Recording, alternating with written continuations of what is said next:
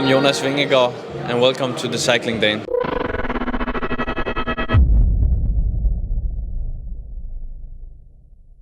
Hello everyone and welcome to another video, and today I'm delighted to be joined by Ribble Head of Product, Jamie here. We are looking at the beautifully designed Ribble Ultra SLR, absolutely incredible bike. And Jamie, what's the tagline with this bike? Well, we started with a simple but very bold brief nearly 3 years ago, which was to basically design and develop the most aerodynamic road bike in the world. So it has like very unique features, but which ones would you kind of point out? It's incredible to look at, really. Yeah, I mean, as you say, we went through months and months of initial CFD, and then rapid prototyping before going into the wind tunnel, literally dissecting every single tube profile to make sure everything was absolutely aerodynamically optimized. And the key for us was across the full yaw sweep, up to 20 degrees, positive and negative, and real world, so with rider, because so many other brands, they'll give all their aero data just on the bike, which is obviously, it's information that's just pointless unless you've got a rider on, which is obviously at least 80% of your actual total drag. So the key points, obviously, the handlebar, the Downtube, and the fork, really, those are the main points. So just focusing on the Downtube, it's got a very unique design, and what was kind of the inspiration for this? Because many bikes, they don't take into account, they only take the forward direction, they don't take the sides. Yeah, exactly. So I mean, obviously divide it into two parts. The top section of the Downtube is obviously the integrated flow from the head tube, whereas the bottom half, apart from being bigger around the bottom bracket for obviously stiffness for power transfer, it's designed to be faster with a bottle, and it does actually test faster with a bottle, so it's also tested with and without. As you're saying about head-on, we experimented a lot with, which is obviously quite a fashion thing now, is to experiment with fork blade width. So we've gone inboard, outboard, and what we call stands, basically up straight from the axles. You know, we've seen on a lot of track bikes going really, really wide. We tested that theory, and obviously the theory of having the fork blades in front of the rider's legs works perfectly, but what we saw was as soon as we went beyond about 3 degrees of yaw, you lose all benefit. And obviously when we're looking to produce a road bike where, you know, looking at a sweet spot, particularly for UK riding, maybe between 5 and 7 degrees of yaw, we needed something that worked better across, you know, for real world. So we went with this more, it is wide, but it's not super wide. Yeah.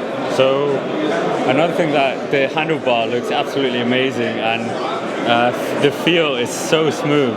Of course, there's no handlebar tape, and what's kind of the inspiration for the unique shape as well?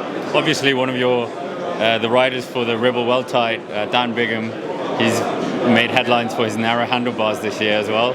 Was there any inspiration with that at all? Well, no, I mean, obviously we work with Dan. We know that, I mean, the basic theory of the bike is longer and lower and narrower, because obviously it is designed to be an aero bike. So the handlebars do come in various sizes. They are narrower than usual. So we do have a Pro Team edition, which is 33 at the hoods and flares out to 35 on the drops. But even the standard versions are 36 to 38 and 38 to 40. So obviously a lot narrower than the standard 40, 42 and 44. Handlebars probably one of the key things of the bike. We'd finished the frame and fork concept, and initially we were working with our current carbon integrated bar, level 5 bar, which is a standard flat truncated aerofoil handlebar. And what we found was it tested really fast on its own, and as soon as we put a rider on it, we actually lost some of those gains. They still had the gains, but they dropped significantly. So we were like looking, why have we lost all this drop in gains? And what we found was this part of the handlebar is always in front of the rider. So where we're talking about the fork, as you switch to yaw, you're missing the rider. The handlebar is always in front of the rider. So now what can we do to kind of make some benefits on the handlebar to kind of help the aerodynamic aspects around the rider? We kind of divided it into two sections. So we had that section, and the first thing that came into our head was,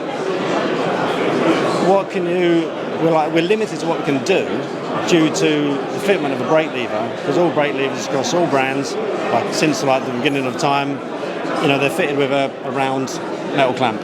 So obviously you're limited to the diameter of your handlebar up until kind of the drops where you want to put your lever. So we thought, once if we eliminate that clamp, so we decided we invented this direct mount brake lever system. So they're bolted in from a port behind the handlebar here, and because of that, that's allowed us to shape the drop section both aerodynamically and ergonomically, however we want to. And this section here, obviously behind the lever, a bit more like you see on the track bike, where we've also got no need to use brake levers, which is obviously when you've got your hands on the drops, it's a better flow from the bar to your hands. Textured finish, so there's no need to use handlebar tape, because again, handlebar tape at real marginal gains isn't aerodynamic. But then the key difference are these bulges you can see underneath, which effectively, so when we're getting back to looking at the traditional truncated aerofoil bar, the wind's obviously going straight over the bar and hitting the rider.